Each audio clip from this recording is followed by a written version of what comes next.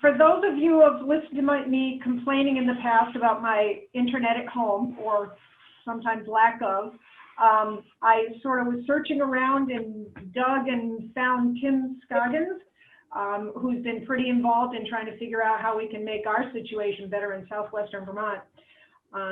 So for those, again, who haven't read the intro that Sally sent out, Tim is the chair of the governing board of the Southern Vermont Communications Union District, a municipality consisting of 12 Bennington County towns working together to bring broadband internet service to underserved areas in our region. He's a member of the Regional Economic Development Group that worked for several years with Windham County partners to develop a two-county economic development strategy. And he's also a core member of Shire's Outdoor Adventure and Recreation Group that is working to leverage our outdoor recreational assets for economic growth. And since 2013, he served as chair of the Shaftesbury Select Board.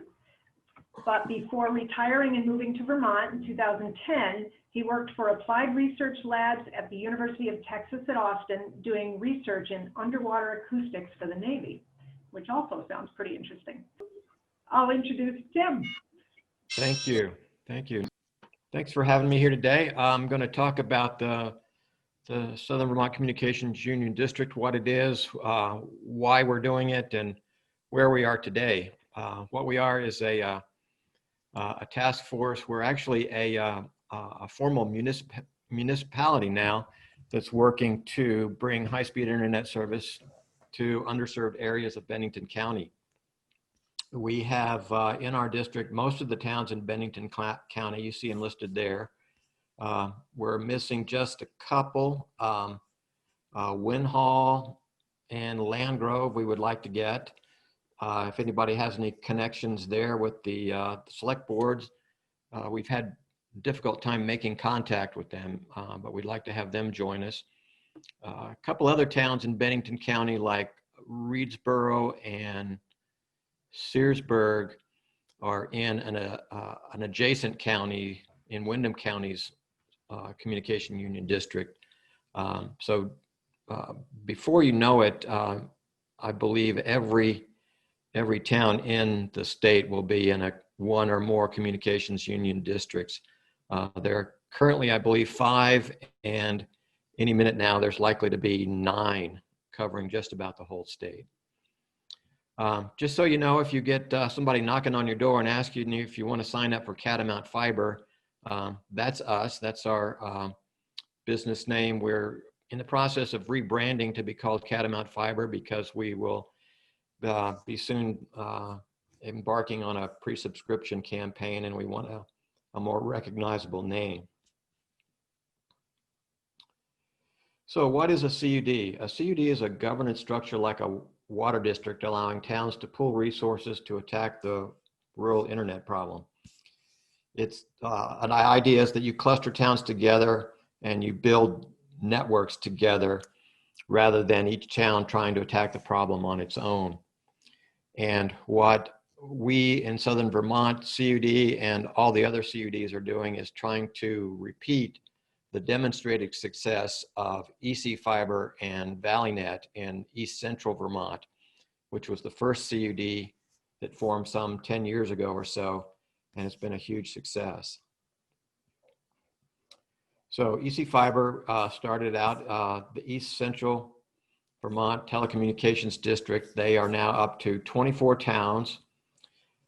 They own the assets of the fiber network that they build. They issue bonds, they dictate general policy, but they are not running the system. They have no employees. They're all volunteers. They're a volunteer board. But they contract with an ISP called ValleyNet to design, build, and operate the network that is serving that region. Now, ValleyNet is a telecoms operator, but it's also a nonprofit. There are no shareholders there. ValleyNet's mission is to provide universal rural broadband and to serve the Upper Valley. They started out as a local phone company, and in the process of the EC Fiber people trying to figure out what are we going to do about internet here in East Central Vermont. Nobody's going to do it for us. They formed the CUD. People at ValleyNet, the local phone company, were involved in those discussions and efforts, and by a lot of work by a lot of people and something I think is close to a miracle, they turned that into an internet service provider, and they are running fiber optic networks to homes in rural Vermont and doing it in a cash flow positive basis. And so they are successfully serving fiber to the premises at rural densities of, on average, 6 homes per mile, which other operators like Comcast won't even touch because they just can't make enough money doing it. So the reason you've been hearing about CUDs lately is because of last year's Act 79 broadband bill, which encourages the formation of CUDs and provides a little bit of money to get them going. In particular, there's a $60,000 grant program that has allowed us to hire a consulting firm to do a feasibility study. And if our feasibility study proves positive, that we can go on to create a business plan. And with that, we can go after funds to do construction. Act 79 also provides VEDA loans for constructions with an approved business plan. The program allows loans up to $4 million. Currently, there's only $8 million in the whole pot, so it's not going to solve the whole state problem, but it can get some of the CUDs started. So we have in the Southern Vermont CUD, we have, as I say, contracted with a group called RISI, as we call them, Rural Innovation Strategies, and they are partnering actually with ValleyNet, the ISP that, we hired both RISI and ValleyNet to do our feasibility study. We have received the first draft of that study, and it says we are not able to proceed on our own in Bennington County, that we're going to have to partner or merge with either Windham County, the Windham County CUDs, or possibly Rutland CUD. But the issue there is essentially we're not that bad off. The economics of building fiber optic networks and this sort of thing depend a lot on clustering of people that don't have internet. And the situation in Bennington County is that 85% of Bennington County has Comcast cable. And so the remaining 15% is certainly it's a problem for those 50% that don't have it, but it makes the economics hard because you're having to connect the dots and lay a lot longer stretches of fiber, a bigger network to reach fewer people, and it's harder to get the revenue going to make that cash flow positive. So that's forced us to stop and reevaluate where we're going. What we're planning to do right now is to wait and see. There is a federal program called RDOF, which is putting out a lot of money for rural broadband at an auction in October. Several companies are bidding on that. We're waiting to see what the results of that are and if anyone is going to be entering the game who hasn't been in the game before. So that's kind of where we stand right now with that. It's as I say, it's all about economics right now, and trying to get somebody who will come in and serve the area with us, with our help, and the help that we can provide is largely in the form of access to capital through the municipal bond bank that ISPs won't have. But we're not likely to experience the miracle that EC Fiber did, where a local telephone company turns into a nonprofit ISP. but there's still ways that it can be made profitable to companies and ways that it can be made to happen. So next steps are, as I say, we're rebranding as Catamount Fiber. One of the things that we have been contemplating doing and are about to start on is a pre-subscription campaign, because that's one of the things that can make us more attractive to a provider, is if we go around and we get people to sign up for the internet service that we would be providing. Oh, sorry. If a contractor or an internet service provider sees us with a large subscription base of people that say, yeah, if you come down my road, I will sign up, that's something that will attract a provider to the region. The other thing that we're contemplating, and this is what EC Fiber did to get going, is private fundraising. They really and truly started from scratch and began with issuing, I believe they were called private promissory notes, and they were $2,500 each, and they raised several $1 million from the people in the East Central Vermont region in order to get EC Fiber up and going. I'm hoping we come up with some other plan, because that really is a lot of work and a lot of record keeping and a lot of knocking on doors and that sort of thing. But that may be necessary for some of the funding. For example, just the matching part of the funding, the VITA loans that I mentioned, they require a 10% match, and CUDs essentially have no source of income. So private fundraising is likely to be a source of that. So that's kind of an overview. I could go on about a lot of details there, but I thought I'd kind of keep it short and see what kind of questions people have. You had a question? Yeah, I have a question, and this just shows how little I know about internet. But is fiber essentially the same thing as Comcast cable, just something different, or is fiber actually better than Comcast? It's different. It's better. Comcast runs a cable TV line, coaxial cable TV line, and they're able to put an internet signal over that.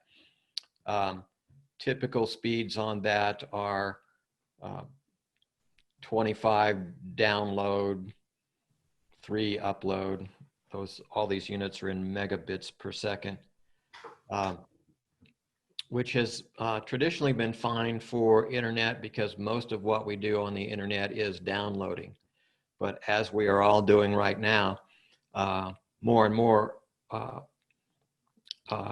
our functions on the internet involve uploading with things like Zoom meetings. And so what fiber provides is not only much faster download speeds, but also upload speeds. So the minimum service that we would expect to deploy with a fiber optic network would be 100 up, 100 down.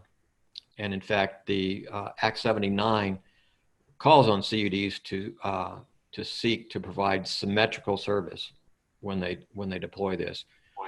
The other thing about fiber that's significant is it's what's called future-proof.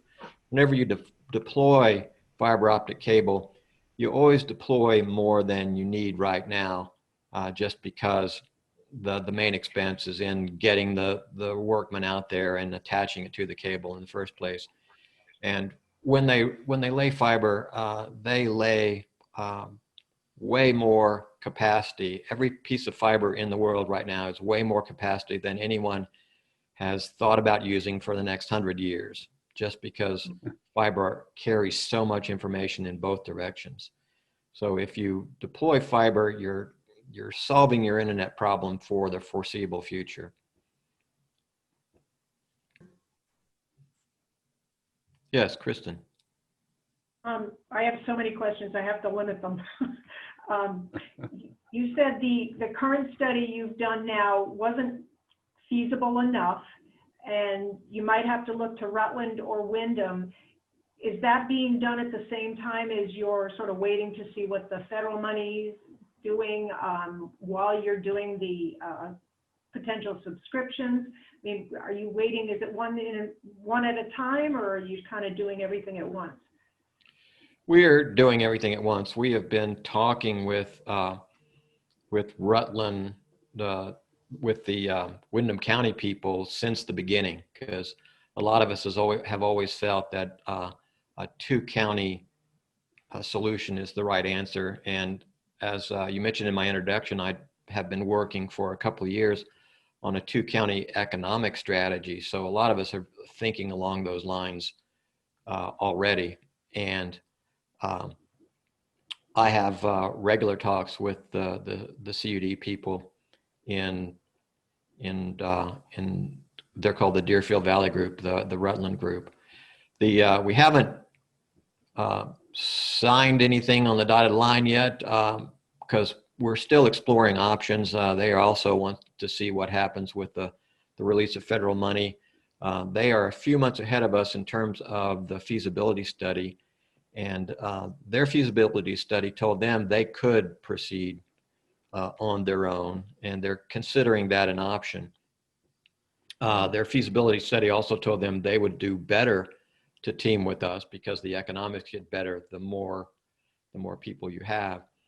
But the situation is that large areas over toward Windham have essentially no cable penetration. So the economics work out better. Many towns there have 50% or less with any kind of reasonable internet solution right now. The situation in Bennington County is, as I said, we're 85% cable. So by and large, we're good. And getting to the last 15% is tougher. But there are options. You know, we're considering them. We wouldn't have to necessarily merge CUDs together. If we both ended up hiring the same internet service provider, that would also be a way that it could become feasible for us. Just the main thing is that the technical equipment across the two counties, if that's the way we went, is compatible. And so if one provider was serving us and serving them, that would provide us a way forward without actually technically merging the two CUDs. Yes. So if we've already got Comcast, this has nothing to do with us. Am I correct? It might not. And that's part of the problem that our group is facing is that people who have Comcast are pretty happy. They've got their cable, they've got internet that's good enough for them. So when we come down the road with our product, which is, as I was indicating, a better product, future-proof, symmetrical, higher speeds, a lot of times people don't care and they're happy with what they got. So a lot of what we deal with is what we call take rate or penetration rate. The economics all depend on, it costs $30,000 or $40,000 a mile to build a fiber optic network. How many people are you going to get in that mile who are going to sign up and help you pay for that? So are you going to canvass Comcast people, or what are you going to do? You're talking like you are. Our first goal is to serve people that are underserved. It will almost certainly be the case that in getting to the underserved, we will have to run a network that goes by people who are served by Comcast. We will try to pick them up as we go by there. Our expectation is that we will be less successful picking up people who already have Comcast and the people in the areas that have no other options. Kristen? I don't want to hog all the questions, but that actually fits with, I don't know if everybody saw the Rotary magazine in October, but ironically, there is an article in there, and I think it was Colorado, about a Rotary club who made this happen in their area. And along those lines, I'll say if I were a Comcast user, I would definitely want to hear about this and make a decision to join this for me and for everyone else down the line that's outside of that 85%. So I can't encourage you enough to ask everybody. I'm not sure what the dollar differences are projected to be, but that's my 2 cents. Yeah, I can tell you that EC Fiber is offering customers 100 to 100 symmetrical service, and I believe it's about $75 a month, which is comparable, I think, to what you would pay for internet from Comcast. Mhm. And a lot of us, like myself, for a number of years, have been happy with that for television. I don't subscribe to cable TV. We're called cord cutters, and we stream all of our television, which is a good option, I think, because for the price of an internet connection, I can run a phone over the internet. I can get Netflix, Hulu, Prime, all kinds of television. But that doesn't work for everybody, because what a lot of people want, are tied to the cable shows that they watch, the sports shows that they watch.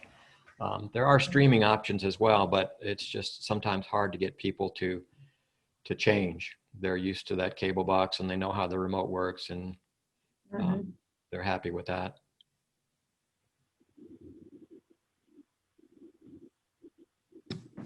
All right, I have a quick question. And then first I want to echo Kristen's comment. And I do think a lot of people who have Comcast would be very happy to move to a local ISP.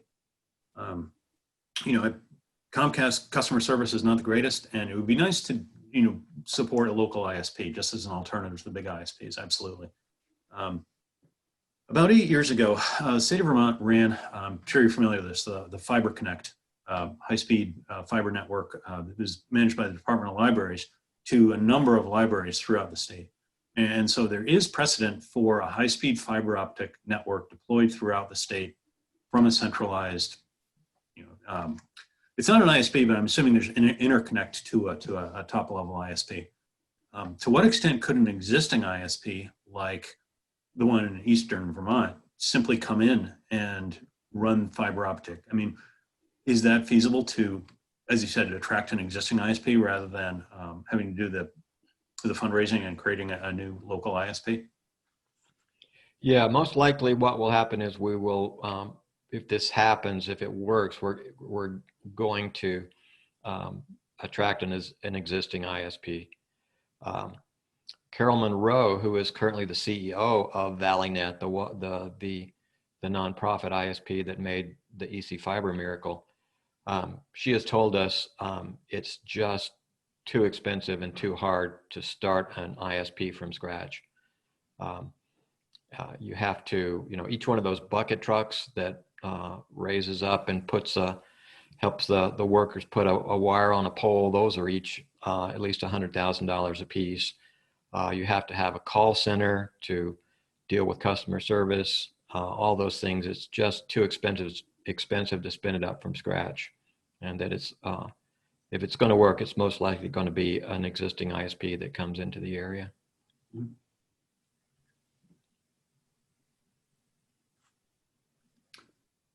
Kristen and Rod. Kristen, I guess I saw you first, so go ahead. Okay, I'll be quick. I was going to wait to see if there was nobody else, but I talked to Tim a little bit before this meeting about the whole business here and mentioned that where my daughter lives in Peacham, which is more in the middle of nowhere, down her dirt road, I see all the fiber optics markers. They're underground. Is that being thought about, or is that even more expensive? I thought that was a pretty good idea.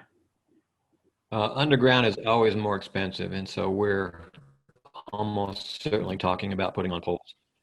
Sometimes some underground can be done in trailer parks or apartment complexes, or in large homes where they don't want to look at wires. But I don't know exactly the cost difference for fiber, but I know I've read about the difference between running an electrical line on a pole versus underground. The underground is 10 times more, 10 times more expensive. Somebody doesn't like that expensive. Yes. Artie. Rod? Just as a point of interest, the little compound out here where Marsh is next door to me, his camp, years ago, my wife tried to get, and it wasn't Comcast, whoever was doing it, to put the cable out here. And they said, no, it's not enough of you. She got up a petition and had everybody sign that they'd use it and blah, blah, blah. Well, nothing happened until the little dishes like Dish Network all of a sudden started showing up. And the next thing you know, the Comcast or whoever they were then were out here putting the cable in. And it's just kind of a funny story since we're out in the middle of nowhere and we've had cable 20, 25 years. Whereas over in New York, Babcock Lake, if anybody knows that, they have many more people that live over there. And they just got the cable 2 years ago. So persistence seemed to pay off. And I don't know, I would rather have fiber optics because I'm sort of minimally tuned into the difference in what you get. But I seriously doubt they'll ever come out this way. Yeah, people like Comcast, they regularly do that when, areas will remain unserved until somebody else looks like they're going to serve them, and then they decide that it's economical also. Also, what happens if you, and this is really a good thing and part of the plan, to the extent that, someday we would like to, first serve the underserved and then compete with Comcast. And in the few places in the world, or at least in the United States, where you have more than one choice for internet, you get price competition, and it ends up being a good thing for everyone. Well, how can individuals either get involved or keep up to date on everything that the Union District is doing? We have a mailing list that I can put you on if you want to follow us that way. We have monthly meetings on the first Wednesday of each month. And the Bennington banner covers our meetings usually. So if you watch the banner, you'll see our coverage of our meetings. So if you're interested, just send me an email, sbtim@jacksonresources.com. I can, Kristen has that, she can provide it for you. And I'll put you on our email list. Great. If anybody has any more questions for Tim, feel free to email him. Thanks, Tim. I know this has been in the banner a lot, and you've been getting a lot of attention, so this is really good. All right, Yeah. You're welcome.